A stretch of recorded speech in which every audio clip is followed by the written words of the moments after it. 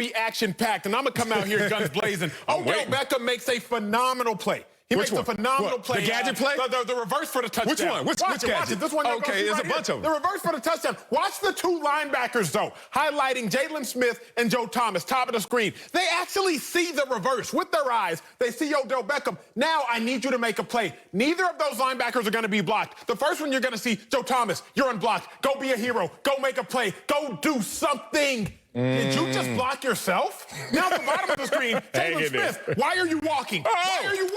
Oh, get that. You're in a foot race with Odell, and you're not going to win that. And now you've got Odell Beckham swagging on you. Marcellus. Yes, sir.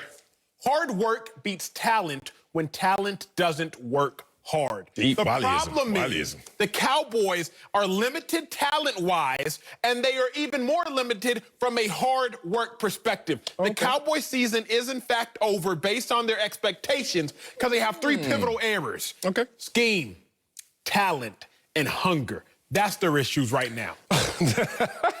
Joe, I just knew you were going to come up here, the pessimist you are. You know you're going to wrinkle by the age of 40. I can see it right now. Under eye cream, Marcellus. Under eye cream. I'm talking about from hairline to eyebrow right there. They got me. Botox. Yeah, well, it works, but you're going to need it because you're a pessimist. I am. You talk about expectations and you talk about championships. The Cowboys season is not over because they can still win the first championship that every team signs up to winning. What is that, Acho? You've been in the room before. Divisional championship. Fair. Can you win your division? Once you win your division, you know what the NFL says to you? We're going to put you in the playoffs. No questions answered. Even if that's an 8-8 record, even if it's in the NFC least 7-9 record. So the Cowboys are still in the hunt. You are half a game back from a team that you get to see twice going forward. Guess what? You're not out of it. So for anyone who say the sky is falling because of the Cowboys right now being behind the Philadelphia Eagles, don't know football. Now, let me bring it to my expertise, which is my experience. I'm waiting. You're looking at a guy, an optimist, who has been there before. Golly, I was on a team one time where we were 0-1. Then we were like, no, we're going to get this right. 0-2. And then talking heads with scrunchy little faces and tight little foreheads like you were going out there saying, if that team loses another game, the season's over. We lost that game. We were 0-3. And now I'm sitting there like, damn, all the talking heads are telling us it's over. We looked up, we were 10-6 in that same year. Not saying that the Cowboys will be 10-6, but I understand who is leading the Cowboys. Do you know who's leading the Cowboys? You said his name, Mike McCarthy. Mike McCarthy, let's go back in the annals since when I played, it was dusty and black and white television. Let's go when Mike McCarthy first became a head coach. 2006, what happened? He inherited a 4-12 ball club. Correct. You know what he did that first year? He went 8-8. You know what he did that next year? Went to the NFC Championship game. My point is, this season's not over because of record, it's not over because of schedule, and it's not over because of leadership. Marcellus, the Cowboys' entire coaching staff, and I'm glad you took me there, they're underqualified. They're underqualified, yes. They just got there. Great, I'm glad you made that point. I'm so glad you made that point. I work with you well. Great head coaches, Marcellus, they're great head coaches. Day one. Here's what I mean by that. Since 2015, and I can enlarge the sample size if you want, but I haven't since 2015. Coaches come in, if you're good, and you instantly improve the record. Please do not tell me about, oh, I need to do this, oh, I need to do that. Mike McCarthy inherited Aaron Rodgers and Brett Favre. He got Dak Prescott now. I'm not gonna digress to that, but track with me. Kyle Shanahan, Sean McVay, Matt LaFleur, Matt Nagy, Bruce Arians. These are all coaches that took their teams and instantly got better. Now, teams that have gotten worse.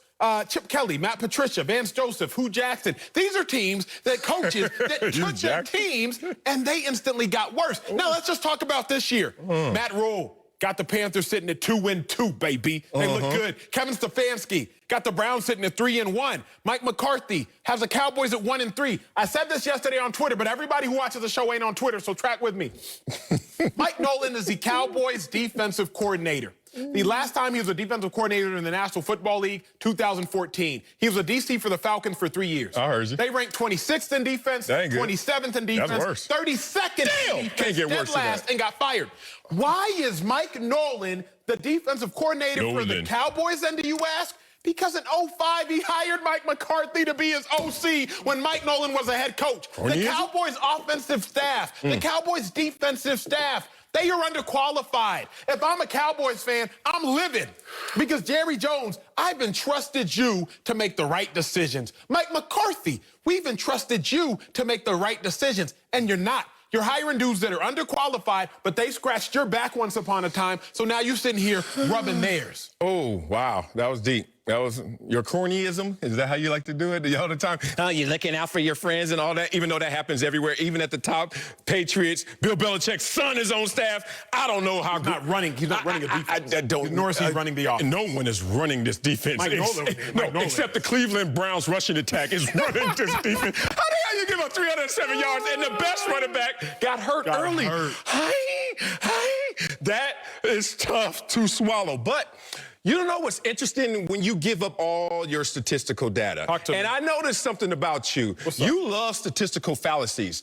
You commit one of the criminal acts of giving stats, which is omission. You omit things, and then you say, look at this right here. And I'm like, if you just look to the left, you can see it all. Here's the point.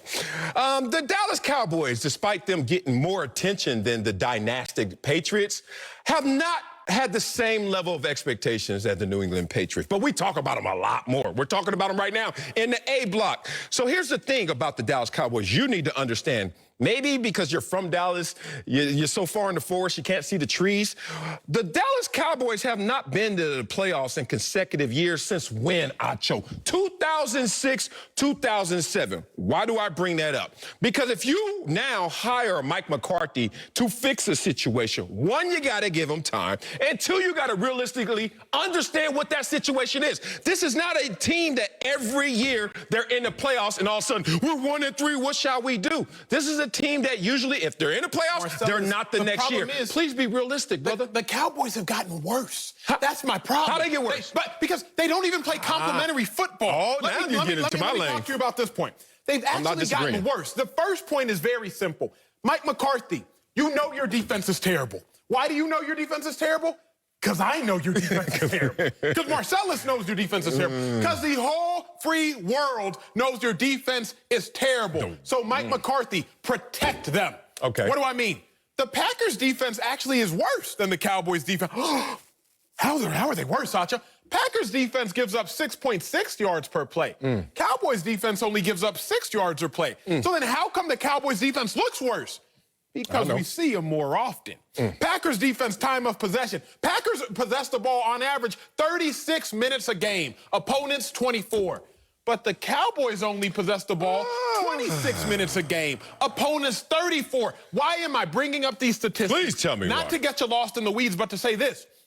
Head coach for the Packers says, man, our defense is bad, but our offense is good, so we're going to hold on to the ball and protect them.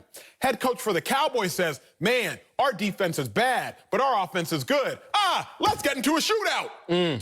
Play complementary football. Mike McCarthy is exposing his biggest vulnerability, which is his defense. So my problem is very simple, Marcellus. The Cowboys' issues won't be fixed because their head coach can't fix them. And in my last lap, we got to talk about the Cowboys' pride issues. We got to talk about the fact that they got about 3 to 4 defenders stealing. Just straight stealing. Bank robbery, just straight up stealing. Well, this ain't our only block about the Cowboys, and you certainly know I will go there in terms of stealing because I am a culprit of stealing. I know what a thief looks like, and I've been a Dallas Cowboys thief before, and I'm noticing I'm not alone looking at this defense this year. But what you're talking about them regressing, I will admit, why are they regressing? Because of the contract signed by some of these players that are not living up to the name. Now, the regression is interesting because usually you get a balance, at least a counterbalance of the greatness of Dak Prescott in terms of production, in terms of yards, in terms of what he's doing historically. And then you get a defense like that. So when you walk out on the field, and you've been there before, we meet offensive meeting room, defensive meeting room. And there are weeks when you're like, hey, y'all got to put them up this week. We got hell. We know what we're facing. If you go out there as Dak Prescott say, hey, defense, Jalen Smith, whoever, how many points we need this week to win? And he says, over 49, guess what you're going to say as an offensive player? There's no damn way we're going to win this game. The reason the Dallas Cowboys are in this situation is because guys, not coaching, not leadership necessarily from on the sidelines, guys are just not playing up to their game. You cannot make that a coaching issue in 4 weeks of football when those guys sign contracts to be better than this. I think it's twofold. I think you can and you can't. I think we're both a little bit right, and most sports shows aren't going to tell you that because they won't concede defeat at times. You are correct in that it is a player's responsibility to go out there and play hard. Damn right. I'm paying you, go out there and play hard. Show me that. But I also believe that players are a reflection of their coach.